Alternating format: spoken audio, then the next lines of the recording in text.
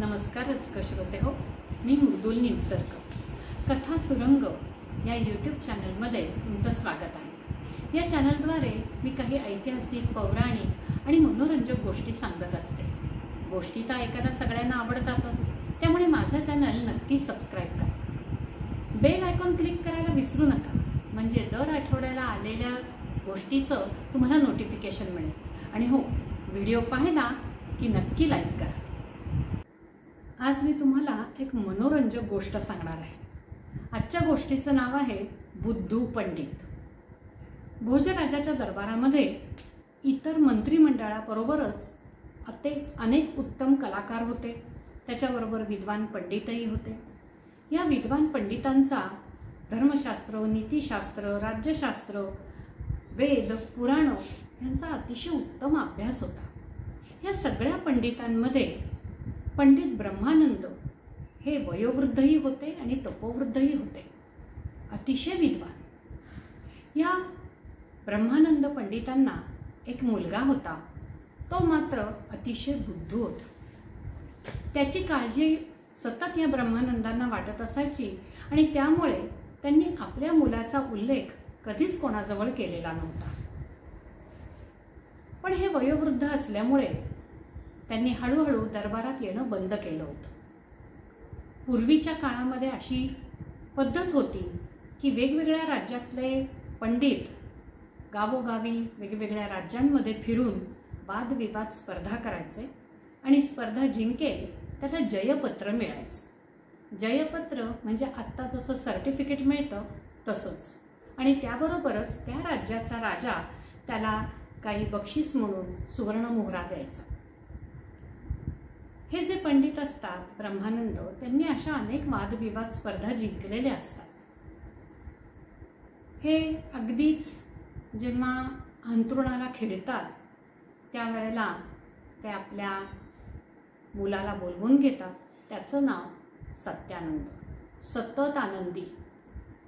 बुद्धीला कुठलाही त्रास द्यायचा नाही, त्यामुळे सतत आनंदी असायचा तो. ते सत्यानंदाला बोलवून घेतात आणि म्हणतात, बाळा, तू काहीच अभ्यास केलेला नाही आहेस आत्तापर्यंत.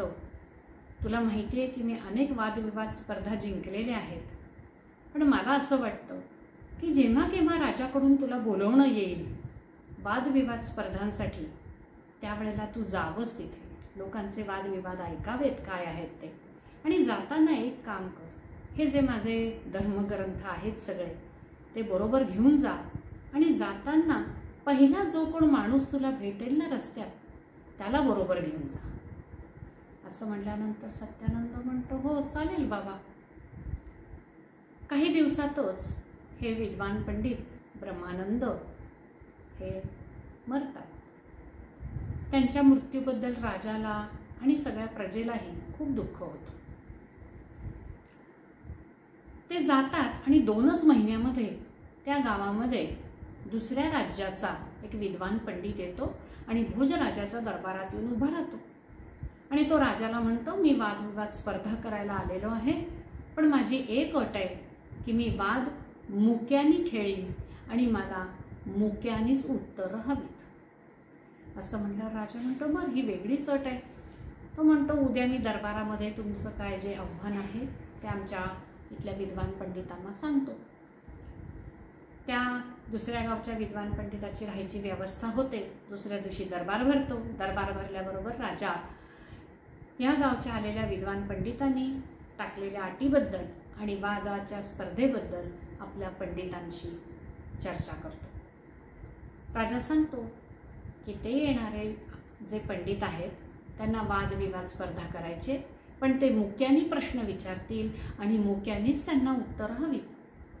असं म्हटल्यावर मात्र सगळे दरबारातले पंडित जरा चपापतात. म्हणतात, बापरे, हे तर नाही आम्हाला जमणार.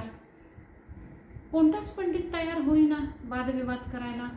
राजालाही काळजी वाटते की आता एवढं मोठं आपलं राज्य, एवढे पंडित आपल्या दरबारात आहेत आणि काय असंच जयपत्र देऊन टाकायचं त्यांना आणि असंच त्यांना सुवर्णमोहरा बक्षीस द्यायच्या. तेवढ्यामध्येच प्रधानाच्या डोक्यात येतं की ब्रह्मानंद जे पंडित होते त्यांना एक मुलगा आहे. ते लगेच राजाजवळ जातात आणि भोजराजाला सांगतात की राजा, आपल्या ब्रह्मानंद पंडितांना एक मुलगा आहे, तो त्यांच्यासारखाच हुशार असेल, तो कधी दरबारात आलेला नाहीये, पण पंडितांनी त्याच्याकडनंही तशीच तयारी करून घेतली असेल, आपण त्याला बोलवून बघूया ना. असं म्हटल्यावर राजाला आनंद होतो. म्हणतो तुम्ही ताबडतोब जा आणि त्या पंडितांना आमंत्रण द्या, तुम्ही स्वतः द्या. प्रधान लगेच घोडा काढतो आणि ह्या बुद्ध पंडिताच्या घरी येतो आणि त्याला सांगतो, म्हणतो की उद्या वादविवाद स्पर्धा आहे, तर त्याला तुम्ही येऊ शकाल का. सत्यानंद म्हणतो हो येतो. प्रधानाला फार आनंद होतो.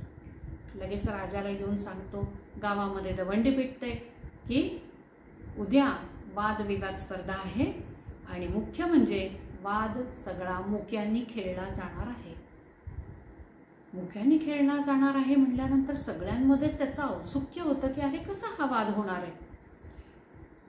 त्यामुळे बरेच जण ठरवतात की आपण तो वाद बघायला जायचा.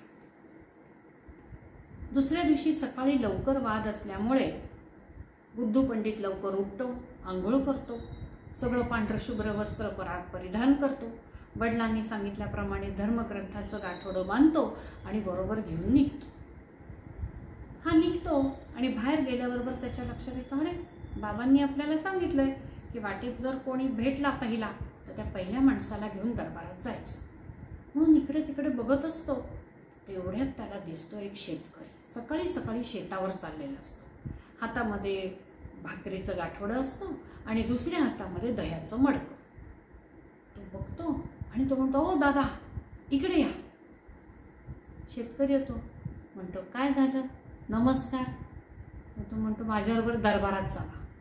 दरबारात चला म्हणल्याबरोबर शेतकरी लागतो कापायला. म्हणतो अहो अहो मी काय केलं, मी कोणाचा गुन्हा केला नाही, काय नाही, मी कशाला दरबारात येऊ. असं म्हणल्यानंतर तो पंडित म्हणतो, घाबरू नका दादा, तुम्ही या आणि फक्त माझ्या शेजारी उभं राहा. असं म्हणल्यानंतर तो शेतकरी विचार करतो, चला आपल्याला तरी कधी दरबार बघायला मिळणार. मग शेतकरी आणि हा बुद्धू पंडित हे दोघं जण दरबाराकडे यायला लागतात. हळूहळू दरबार भरत असतो. मोठा प्रशस्त दरबार. समोर राजाला बसण्यासाठी सिंहासन असतं, तेही 5-6 पायऱ्या चढून तिथल्या चौथऱ्यावर असतं. राजाच्या उजव्या बाजूला छोटी छोटी सिंहासनं मांडलेली असतात, डावीकडेही मांडलेली असतात. त्याच्यावर सगळी मंत्रिमंडळ बसलेलं असतं. सगळ्यात पहिलं जे सिंहासन असतं दोन्ही बाजूचं, त्याच्यासमोर मोठे चौरंग मांडलेले असतात. कशासाठी, तर 2 पंडितांनी तिथे बसावं आणि चौरंगावर त्यांनी आणलेले धर्मग्रंथ त्यांनी ठेवावेत. दरबार हळूहळू भरत असतो. येणारी लोक बसत असतात त्यांच्या त्यांच्या मानाप्रमाणे आणि राजाच्या समोर जे सभागृह असतं ते तुडुंब भरलेलं असतं. त्याच्यामध्ये दरबारातले पंडित, त्या पंडितांचे शिष्य, गावातली प्रतिष्ठित मंडळी, असा सगळा तो दरबार भरत असतो. थोड्या वेळाने बुद्धू पंडित येतो. त्याला कुठे बसायचं ते आसन सांगतात. राजाच्या डाव्या हाताच्या सिंहासनावर तो बसतो. त्याच्यासमोर जो चौरंग असतो त्याच्यावर तो धर्मग्रंथ ठेवतो आणि त्या छोट्याशा सिंहासनाच्या शेजारी तो शेतकरी उभा राहतो. थोड्या वेळाने ते दुसऱ्या गावचे विद्वान पंडित येतात. ते बरोबर या बुद्धू पंडिताच्या समोरच्या त्या छोट्याशा आसनावर बसतात. त्याच्यासमोरच्या चौरंगावरती ते धर्मग्रंथ ठेवतात. त्यांच्या मागे त्यांचा सगळा शिष्य परिवार बसलेला असतो. सगळा दरबार भरतो आणि राजा प्रवेश करतो. राजा आल्याबरोबर सगळेजण उठतात, राजाला मुजरा करतात. राजा सिंहासनावर बसतो आणि म्हणतो, वादविवादाला सुरुवात करा. सुरुवात करा म्हणल्याबरोबर तो पंडित उठतो आणि परत एकदा आठवण करून देतो, मी मुक्याने प्रश्न विचारणार आणि मला मुक्यानेच उत्तरं पाहिजे. राजा म्हणतो, हो सगळ्यांना ह्याची कल्पना आहे, तुम्ही वादाला सुरुवात करा. तो म्हणतो, माझा पहिला प्रश्न. असं करून तो एक बोट दाखवतो. बोट दाखवल्यावर त्या बोटाकडे हा बुद्ध पंडित नुसता बघत बसतो. हा बघत बसतो. आता हा उत्तर देत नाही म्हटल्यानंतर त्या विद्वान पंडिताला जरा राग येतो की हा बघत काय बसलाय. म्हणून तो जरा रागाने पुन्हा एकदा करून ते बोट पुढे नाचवतो. असं केल्यानंतर तो शेजारी जो शेतकरी उभा असतो त्याला वाटतं हा आपल्यालाच दाखवतोय आणि हा चिडला काय. हा शेतकऱ्याला राग येतो आणि तो जरा दात ओठ खाऊन थोडंसं पुढे होऊन 2 बोटं दाखवतो आणि असं केल्यानंतर तो पंडित म्हणतो अरे वा, बरोबर दिलं उत्तर. पंडितांनी असं म्हणल्यानंतर दरबारातले सगळे एकमेकांच्या तोंडाकडे बघायला लागतात. अरे प्रश्न काय विचारला, उत्तर काय दिलं, काय माहिती. तेवढ्यात तो पंडित म्हणतो माझा दुसरा प्रश्न. आता शेतकरी उत्तर देतोय म्हणल्यानंतर तो शेतकऱ्याकडेच बघून करतो आणि तो त्याला 5 बोटं दाखवतो. हे असं दाखवल्यानंतर तो बघतो शेतकरी आणि दात ओठ खाऊन मूठ वळतो आणि ती मूठ वळून दाखवतो. असे करून ती मूठ दाखवतो. मूठ दाखवल्यावर तो पंडित म्हणतो अरे वा, हे उत्तर मला कधीच कोणी दिलं नव्हतं. आहा हा, काय उत्तर दिलंय. पुन्हा सगळा दरबार बुचकळ्यात. काय चाललंय. तेवढ्यात तो पंडित येतो आणि खडूनी जमिनीवर 7 रेघा ओढतो. 7 रेघा ओढल्याबरोबर शेतकरी मध्ये येतो आणि त्या 7 रेघेच्या मध्ये रेघ ओढतो. पंडित विचारतो. असं विचारल्यावर तो त्याच्यावर दह्याचं गाडगं ठेवतो. दह्याचं गाडगं ठेवल्याच तो पंडित ओरडायला लागतो मी हरलो, मी हरलो. अशी इतकी सुंदर उत्तरं मी कधीच पाहिली नव्हती. हे शिष्यच जर इतके विद्वान असतील तर ते पंडित किती विद्वान असतील. माझे त्यांना शतशः प्रणाम. ही माझी सगळी जयपत्र. मी हरलो, मी हरलो असं म्हणत ते दरबारच सोडून जातात. जाता जाता म्हणत असतात ह्या 3 प्रश्नांचीच अशी जर उत्तरं दिली असतील तर काय खेळायचं आहे पुढे वाद. असं म्हणत ते हरल्यामुळे निघून जातात. ते निघून गेल्यानंतर सगळे दरबार बघतच राहतो. कोणाला काहीच कळत नाही काय प्रश्न विचारले. 3 प्रश्नांमध्ये 4 प्रश्नांमध्ये वादविवाद संपला आणि त्याच्यामध्ये आपण जिंकलो.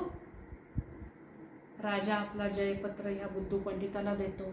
सुवर्ण मुद्रांनी त्याचं बक्षीस त्याला देतो. दरबार हळूहळू बाहेर पडायला लागतो. माणसं बाहेर पडता पडता दरबारातले जे विद्वान पंडित असतात त्यांना मात्र सतत मनात राहतं की अरे वाद काय झाला. ते ठरवतात आपण या विद्वान पंडिताकडे जायचं आणि विचारायचं. सगळेजण जातात. विद्वान पंडितांना नमस्कार करतात. म्हणतात महाराज वाद तुम्ही हारलात, आमचं राज्य जिंकलं, ते सगळं झालं, पण आम्हाला कळलाच नाही वाद काय केला. सांगाल का समजावून. तो म्हणतो सांगतो, बसा बसा बसा. तो सांगतो मी पहिला प्रश्न केला म्हणजे ब्रह्म एक आहे. तर त्या शिष्याने लगेच सांगितलं ब्रह्म आणि माया 2 आहेत. बरोबर आहे. नुसतं ब्रह्माने हे सगळं विश्व बनलेलं नाही. ब्रह्म आणि माया 2 असतात. समजा सगळे म्हणतात अरे वा छानच. तो म्हणला मी 5 बोटं दाखवली आणि सांगितलं पंचमहाभूत आहेत. तर त्यांनी मूठ वळून सांगितलं ही पंचमहाभूत एकत्र येऊन हे विश्व बनलेलं आहे. काय कल्पना सुंदर आहे. किती सुंदर उत्तर दिले. मग मी मध्ये आलो. जमिनीवर 7 रेघा ओढल्या आणि मी सांगितलं का जगात 7 समुद्र आहेत. त्यांनी त्या 7 रेघांच्या मध्ये रेघ ओढून सांगितलं 7 समुद्रामध्ये मेरू पर्वत आहे. मी विचारलं मेरू पर्वत कुठे आहे. त्यांनी दह्याचं गाडगं ठेवून सांगितलं क्षीरसागरात आहे. आहा काय उत्तरं दिली. असं म्हटल्यानंतर ते सगळे पंडित एकदम चकित होतात. अरे वा म्हणतात हे असा वाद असेल, असा प्रश्न असेल, अशी उत्तर असेल, कल्पनाच नव्हती. नमस्कार करतात त्या पंडिताला आणि सगळे त्यांच्या घरातून बाहेर पडतात. बाहेर पडल्यानंतर त्यांना तो तिकडनं शेतकरी जाताना दिसतो. हे शेतकऱ्याला त्यांनी गावात पाहिलेलं असतं. त्यामुळे ते म्हणतात ते बोलवले त्याला विचारू काय खेळला असतो वाद. सगळेजण त्या शेतकऱ्याच्या भोवती जातात आणि म्हणतात काय दादा आज तुम्ही दरबारात काय वाद खेळलात. तो म्हणतो अहो काय सांगणार तुम्हाला. सकाळी सकाळी तुम्हाला खरं सांगतो चाललो होतो चुपचाप शेतावर. ते एक पंडित आला आणि म्हणतो चल दरबारात. आता मी काय कोणाचा गुन्हा केलाय, मारले कोणाला आणि कशाला मला दरबारात. तो म्हणला काय नाही तू फक्त माझ्या शेजारी उभा राहा. आणि तुम्हाला खरं सांगतो, मी अगदी गुमान उभा होतो तर समोरचा पंडित मला म्हणतो, एक हाणी. अरेच्या, एवढं रागवायला काय झालं का? मी तो नुसता उभा होतो, मी नाही ऐकलं. मी त्याला म्हणलं, मी तुला 2 हाणी. आणि त्याला राग आला. मग त्याने तर म्हणलं, तुला चपराकच हाणी. आता लहान पोराचा माझ्या मार खात नाही, मी काय त्याचा मार खाणार वय? मी त्याला सांगितलंय, तुला बुद्धच हाणे. मग तो लई शहाणा पंडित आला दरबारात 7 रेगा ओढून मला सांगतो, मी 7 भाकरी खातो. अरे मी पण काय कमी आहे का? मी गेलो त्याच्यामध्ये 1 रेग ओढून सांगितलं, मी सकाळी 3:30 आणि संध्याकाळी 3:30 खातो. त्यांनी विचारलं, कशाबरोबर? मी तिथं दह्याचं गाडगं ठेवून सांगितलं, दह्याबरोबर. असं म्हणल्यानंतर सगळे पंडित डोक्याला हात लावतात आणि ते म्हणतात, बरं बरं, चांगलं बोललात. त्याला रामराम करतात आणि सगळेजण खो खो हसत सुटतात.